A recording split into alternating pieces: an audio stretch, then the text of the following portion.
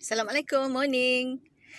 Okay, lately saya perasan ramai yang ada problem dengan depression ataupun stress. Okay, rasa obvious sangat bila mana bila cerita tu dapat didengar di sekeliling tu, bagi saya that is sangat obvious lah.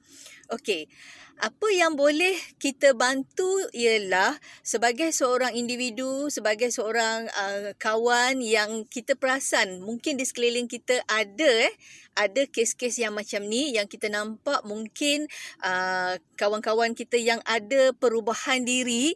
Okay, cuba observe kalau yang kita nampak ada perubahan diri tu, cuba kita sebagai kawan ni do something.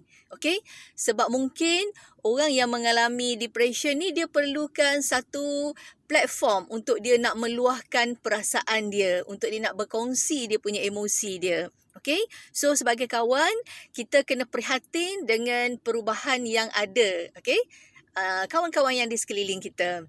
Yang kedua, sebagai seorang individu, cuba belajar untuk menguruskan kita punya stres. Okay, stress management. Sebab kadang tu sebenarnya hanya kita je yang tahu apa sebenarnya yang berlaku pada emosi kita yang tak stabil tadi. Alright, so hanya kita saja yang tahu. Jadi, cuba cari satu tool, satu kaedah yang macam mana bila kita melakukan sesuatu, kita akan rasa emosi kita tu lega sikit.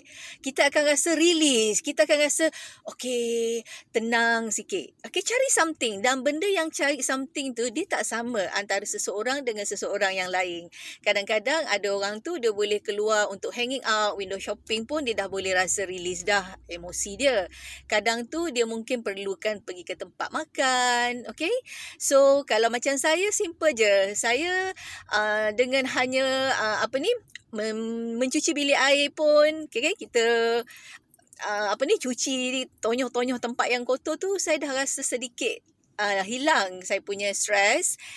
Then lagi satu, saya suka mencari kawan yang bila kita keluar dengan dia tu, kita akan rasa happy, kita akan rasa nak gelak-gelak. Okay, kawan yang jadi happy go lucky. Okay, saya memang ada stok kawan-kawan yang macam ni. Bila mana saya rasa macam saya perlu gelak, saya perlu rasa nak keluarkan saya punya emosi sedih negatif tadi kan, yang rasa nak marah ke apa tu, saya akan cari dia, sembang-sembang, gelak-gelak.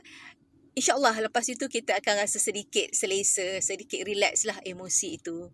So, kita kena pasti kita punya emosi tadi macam mana dan uruskan dengan baik. Sebab kita sebenarnya tak boleh nak bergantung kepada orang lain untuk nak kontrol kita punya emosi kita. So, kita yang kontrol diri kita sendiri. Okay, so itu saja. Saya harap kawan-kawan dapat memulihkan emosi ataupun stres yang ada tu dengan baik. Okay, so zaman sekarang memang zaman yang mencabar. So we have no choice sometimes. So kita je yang kena tahu macam mana nak uruskan emosi tu dengan baik supaya dia tidak akan menjadi stres, dia tidak akan menjadi depression dan sebagainya. Itu saja sharing Marina.